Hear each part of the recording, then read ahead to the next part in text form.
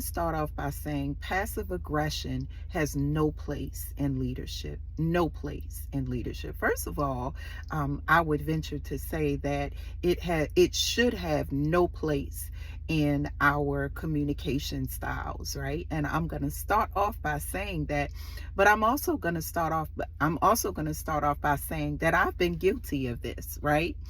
And what about and I want to give you a scenario of how in leadership you really want to tell somebody something. You really want to tell a subordinate or maybe even a colleague something about their performance or something about something that was done. But instead of you coming to them directly and talking to them about it, you wrap the truth up in a joke, right?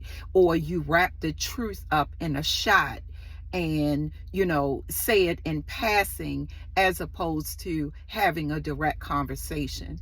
I want to caution us against this. When we do this, when we operate in that place of passive aggression, not only do we diminish the trust of the person that we are either working with or we are leading, but we're also operating in a place of dishonesty. Listen, say what you mean and mean what you say, and be direct about why you're saying it. I can recall times after I really understood what passive aggression meant.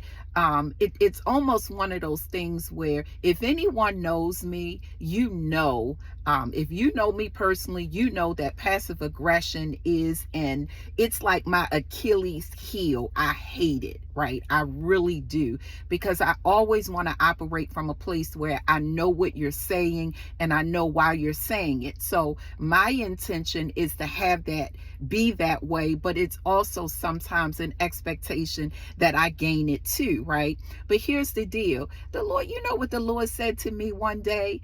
I said something to someone laughingly and jokingly, and he was like, you took a shot. Like, you being passive aggressive. You say you don't like it, but you did it, right?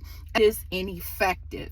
If there is something that we need to say about performance or about professional communication, or if there's anything that we need to say to someone that we have influence over, or someone that we are leading, or even someone that we are partnering with, guess what? Say it.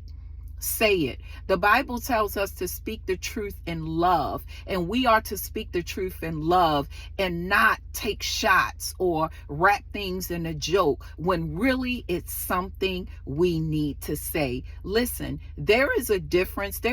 Sometimes we will speak something in an audience, right? We'll say something in an audience that all people can benefit from, and that is very important to do, because although we are dealing with one person, that doesn't mean that there aren't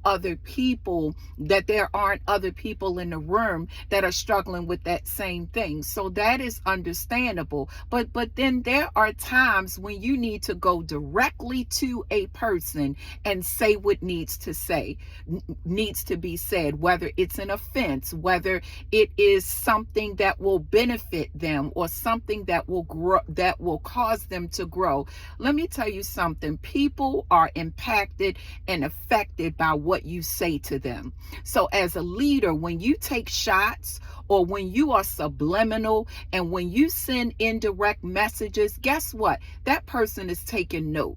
They're taking note, and they are observing you for how you are with them and how you are with others. So my encouragement, guys, let's be mindful of that. There are 4 different types of communication style. There is assertive, there is passive aggressive, and then there is aggressive. Now, I understand that in all of these forms of communication, depending on the scenario, they may look different.